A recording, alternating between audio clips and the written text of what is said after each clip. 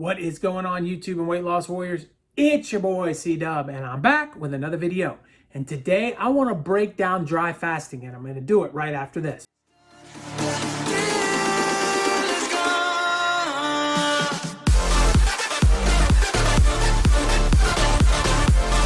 What is going on? My name is C-Dub, and if you're new to this channel, I lost 125 pounds eating just one meal a day, or OMAD.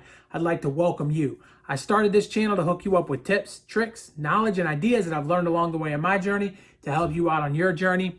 Welcome. And to my weight loss warriors, my subscribers, the people that come day in and day out and help me grow this channel, I appreciate each and every one of you. Thank you for being a weight loss warrior and a part of this community. And if you are watching my videos, I'm showing up in your feed, and you haven't subscribed and become a weight loss warrior, go subscribe, please. It helps me grow, and it may help me reach somebody that needs to lose weight, and it may help me change somebody's life, and that is hugely important. So the topic today is a gigantic one. It's dry fasting, and the reason, because I think dry fasting is the most controversial fasting that you can do, and a lot of misinformation and a lot of stuff people talk about. So I kind of wanted to break it down and then kind of talk about what my opinions are and everything in between.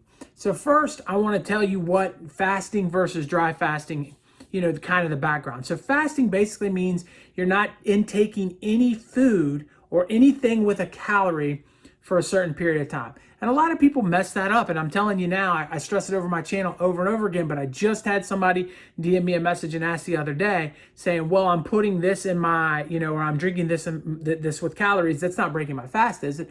Of course it is. You can break your fast drinking, period. So only water products during a fast, a traditional fast. Now there is dirty fasting. If you have not seen my video on it, it'll pop up right here.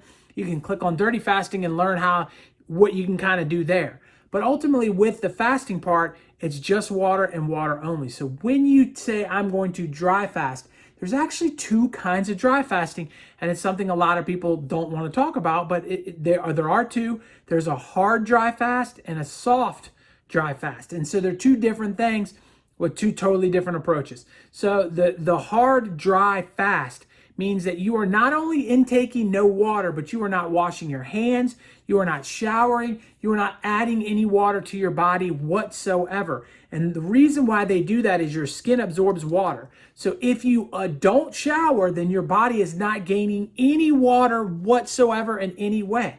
And so that's called a hard dry fast. And a soft dry fast means I'm not going to drink any fluids whatsoever or eat whatsoever, but I can take a shower, I can brush my teeth. And that's kind of the difference between the two of those things. So is there a giant difference in the results of those two things? We'll kind of get into a little bit of that going on into the future, in a couple of minutes in this video. But basically right now, I just want to say that why would you want to restrain from fluids?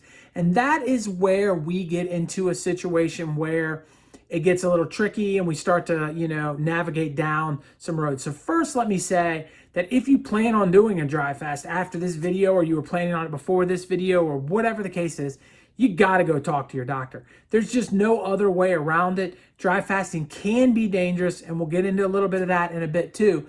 And somebody needs to know so that you can be monitored during that time. So why people do it is because straight up it's more effective than fasting. And so you say, well, then dude, I'm in. Well, it's not that simple.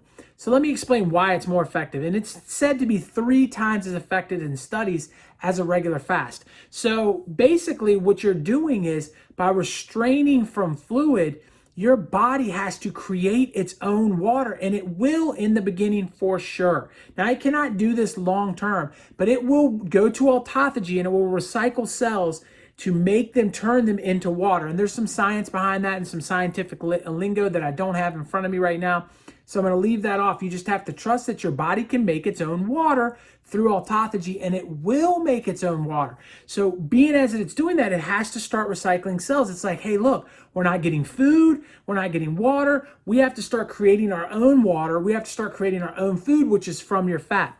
So you tap into autophagy really quick, and you tap into fat burning mode really quick. But you also tap into danger really quick. So these are areas that you have to be able to balance in order to do a dry fast.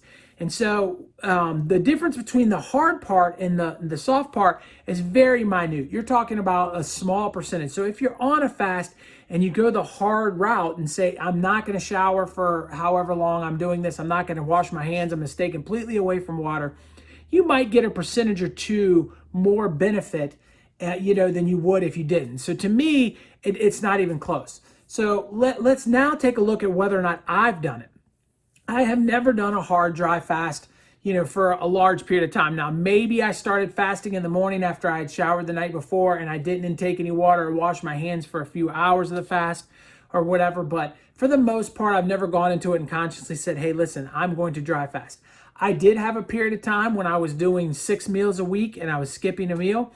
And on one of the days, on Thursday, I dry fasted every Thursday from my meal the night before all the way till Thursday at my meal. And so I spent a 23-hour dry fast in there. I did that for a few weeks. And I'm going to tell you right now, dry fasting is so much harder than fasting. It's not even close. You guys think hunger is a problem. Try thirst. Man, I am telling you, there is nothing worse for me personally than a dry fast. That 1 day a week was so much harder to do than it was for the 48-hour fast that week. Just that little 23-hour, half as long, was 3 times as painful. And so that's something you have to consider too. Now, there's a lot of religion that gets into it, and some people are doing Ramadan right now as we speak, and they dry fast during the day. Now, this is a model that I think if you're going to go on a dry fast is better than trying to think, hey, I'm going to go on a 48-hour dry fast. That is just so difficult, so dangerous, and so hard. I just don't think that's a good idea. But in Ramadan, they don't drink anything from sunrise to sunset. So at night, they are allowed to drink, and a lot of them hydrate up, and a lot of them wake up before sunrise to make sure they can get some water in there too. But for a period of let's say 12 hours of the day, they're taking no water, which can speed it up, but they're able to hydrate at night. And that is a good, solid thing. But you got to be committed to hydrating at night. If you halfway do it, you barely drink anything, then the next day you are going to suffer, and you might suffer more than just, regular issues. You can go, just as a general knowledge thing, 21 days without food, without doing anything different, before your body will start to really have problems. You can't go a couple of days without water. And so that's a big difference. Your body will shut down, your organs can shut down, and you can have major issues. So that's another thing you've got to consider if you want to go into a dry fast, is the fact that if I start to feel out of whack at all, I've got to get back on the water. And I got to get back on the water quickly. So yes, it can be more effective. It absolutely can be. But you're also, in a way, playing with fire. So as I say that, you're like, well, hey, look, you did it once a week. And a once a week dry fast probably isn't going to do much, negative to you, especially in the short term like I did. I probably did it for 2 or 3 months of my journey. And it really wasn't that big a deal. But when we're talking about, hey, I'm going to go on a 3-day dry fast, that right there can be a dangerous scenario. And I wouldn't recommend that to anybody. And if you do plan on going through into a dry fast that's any more than 12 hours, I would make sure that you're being monitored by a medical professional, because I just feel like once you cross that threshold, anything can happen, and it's just not worth the risk, in my personal 2 cents. So, if you're going to do it for a day, whatever, and if you're an OMAD and you want to push a 23-hour one on here or there, that's cool. And I know people thinking now are going to say, if I can do a 23-hour dry fast, that's like fasting for 3 days worth of results.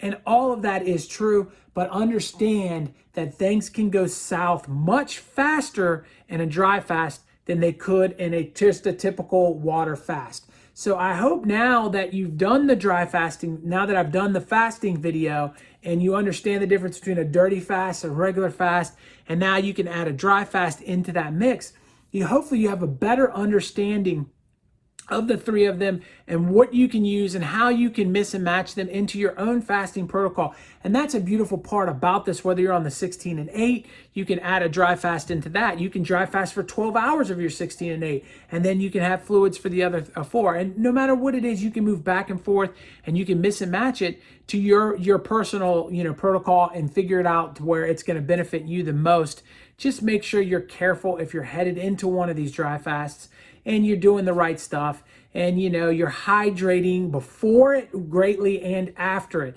Also, one last bit of note that I want to make sure that I get out to you, and this is something my wrestling community has understood for the longest time.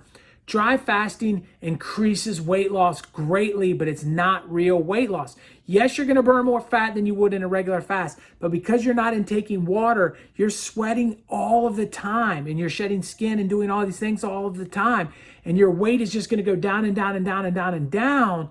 In a dry fast, in a 24-hour dry fast, you can lose a ton of weight on the scale. But the second you rehydrate, that weight is going to come back. So it's something that can be fake and in your mind. So if you get on the scale right after a dry fast, I don't recommend that you do it because you're just fooling yourself. So I recommend you don't weigh yourself until you're rehydrated again, because you're really not what you think you are. But it is a good way. If you had a certain weight you needed to make, you can throw a little dry fast on the end of that and you can make that weight. So anyways, I hope that this was successful and helpful for you. And I know right here is a video I have on what coffee does for you. And over here, it's my face. Click on that bad boy. It will subscribe to this channel, because the information I'm giving you, it's priceless, but to click on that face is free and it helps me out a great deal. So please do it. I'll talk to you guys on the next one. Peace.